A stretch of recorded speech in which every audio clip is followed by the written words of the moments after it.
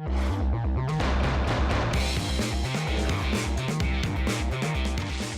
on Worcester News tonight, tackling traffic issues in Leicester, with hundreds of customers lining up for recreational marijuana. Plus, the importance of shopping local. The town of Grafton is encouraging it all month long.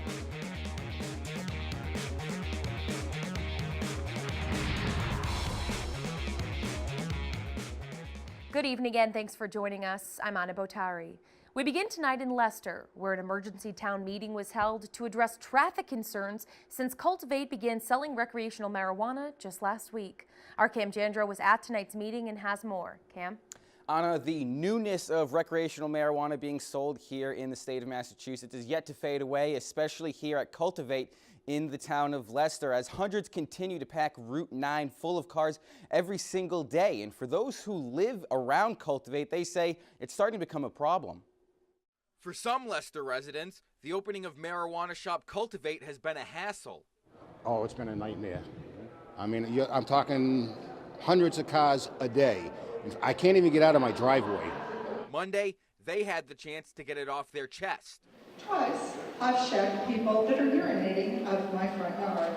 The vans do race up and down that street like if they own it. We have cars outside of our house 7 days a week, 12 hours a day. The town of Leicester holding an emergency meeting addressing traffic issues 6 days after doors opened for business. Cars continue to fill up Route 9, which has become a concern for the Leicester Police Department. The number of cars that we saw far exceeded anything that we had expected. Route 9 does not have the capacity to handle the traffic. The town is expecting the long lines to eventually die down. Regardless, the town has concerns moving forward. So I believe the traffic's going to die, as she's mentioned, in a couple of weeks or when somebody else opens up, but we don't know that. I mean, they're talking this could be till springtime, and maybe they're hoping for that. Others have opposed the idea of legalizing marijuana long before Cultivate started business. When they were building it, I was on TV in front of the building, and I told them, I do not want to see this built. They did it anyway. Now, Cultivate in the town of Leicester saying they will be listening to the people who spoke at tonight's meeting, and they're hoping to have a solution or somewhat of a fix for this traffic and parking problem within the next few days. Anna? Thanks, Cam. Administrators in Leicester say while the traffic remains a concern, Cultivate has been a positive acquisition for the town. The Cannabis Control Commission reports the marijuana shop in Leicester and Northampton saw more than $400,000 in recreational sale on the first day. Town Administrator David Genero says they did not expect this kind of response from the community. Literally from all over the eastern U.S., which is rather surprising to us. And my understanding is the local businesses have certainly benefited from it. You know, the local eating establishments are doing well. I'm sure the hotels in the area are doing well. Unfortunately, we don't have any in town, but we think that it's a good economic boost. In a statement, Cultivate says in part, the most important thing to us is that we're being good neighbors in the community. We will be working with the town to improve parking and continue to make this rollout as smooth as possible. Switching gears now, a man who pled guilty to stealing guns from a Worcester armory, then escaping prison, was sentenced Monday. According to the Telegram and Gazette, former U.S. Army reservist James Morales was sentenced to 11.5 years in prison. Last November, Morales pled guilty to stealing 16 guns from the U.S. Army Reserve Armory in Worcester, then escaping from a maximum security prison in Rhode Island and attempting to rob 2 banks. 2 people are recovering after a shooting led to a crash in Worcester. Police responded to the Providence Street around 10 Sunday night. They say a car had crashed into a wall. The victims, the 21-year-old female driver and 23-year-old male passenger, told officers they had crashed after being shot at by someone in another vehicle. Both suffered injuries from the crash. Both are expected to be okay. Worcester police are investigating.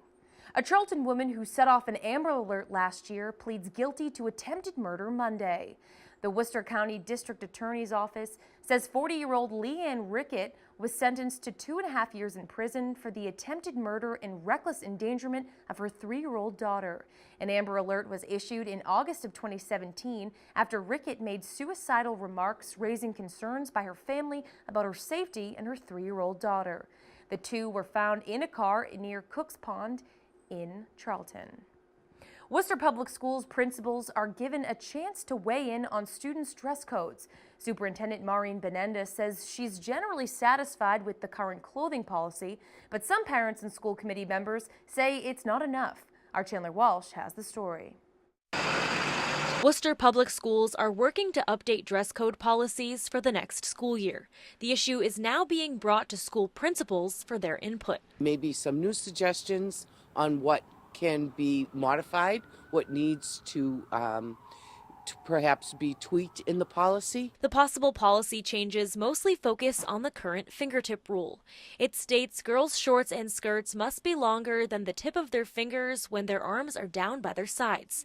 But some say this rule doesn't look the same for all students. Because some girls have shorter arms, some girls have longer arms. Parents like Jackie Lowell say a strong dress code is important. I grew up in the 80s, so we were covered, and now it's like anything goes. And I think with school, it's a good idea. Burncoat parent Lillian Salinas says having uniforms may be the way to go. It's cheaper, it's better, and they don't have to be, I look better than you or not. School committee member John Monfredo says the dress code needs to be taken seriously because it can change the quality of school life. Dress code is designed to reduce distractions, improve safety issues, and improve the educational climate. Principals are looking for feedback from parents and students to offer their suggestions. But school committee member Diana Biancaria says the code should be standard district-wide, and she'd like to see shorts and skirts longer rather than shorter. Yes, I clearly understand fashion. However, bottom line is you're there for an education. That should be your priority. Now, principals will make their suggestions through the superintendent before sending it back to the school committee. They'll decide whether to change policy in the spring. Chandler Walsh, Worcester News Tonight. For many, the Christmas music goes on the day after Thanksgiving, but one local radio station has made it a tradition to put on the holiday classics before the turkey's served. They work to not only provide holiday hits to the community, but also give back to it. It's that time of year again. Sleigh bells ring. Are you listening? If the answer's yes, you may have already tuned in to 96.1 SRS. They've been playing Christmas music 24/7 since the Friday before Thanksgiving.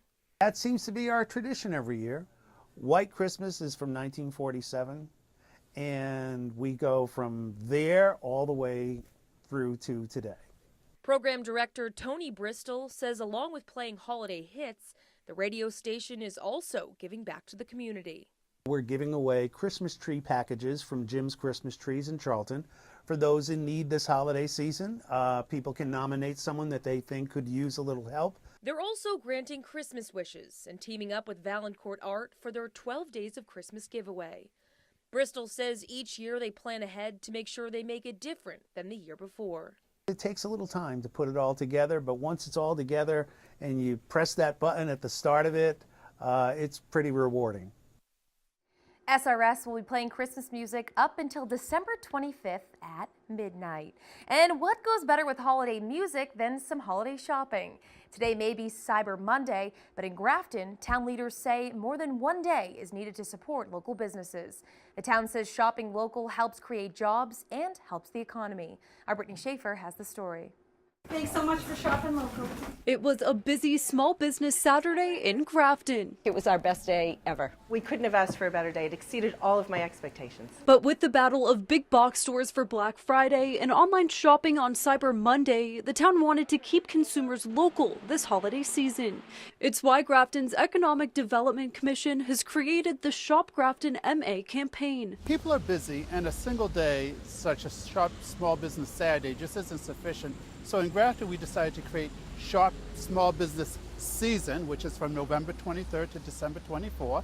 Residents and people are able to come to local businesses get a card, get it stamped by the local business, and be entered into a prize. More than 65 businesses are participating, including Barkery and Dog Boutique Quite Fetching. Owner Emily Oscalillo says shopping local is an experience unlike any other. We can't compete with Black Friday Amazon, but what we can do is remember Mocha when she comes in for her sweater and her cheesecake, that personal touch that you're just not going to find somewhere else. We are on the list of extinction, and any help we can get to keep our business going, to help the community, it's kind of just a circle. Grafton store owners started handing out the punch cards this weekend and say it was a success. The incentive with the cards and to know where people are going and shopping local, and it was wonderful. When the town's behind you, it's a great thing. Now, if shoppers visit 10 stores, they could be entered to win prizes such as an iPad. The town says they hope this campaign will be an annual event. Brittany Schaefer, Worcester News Tonight.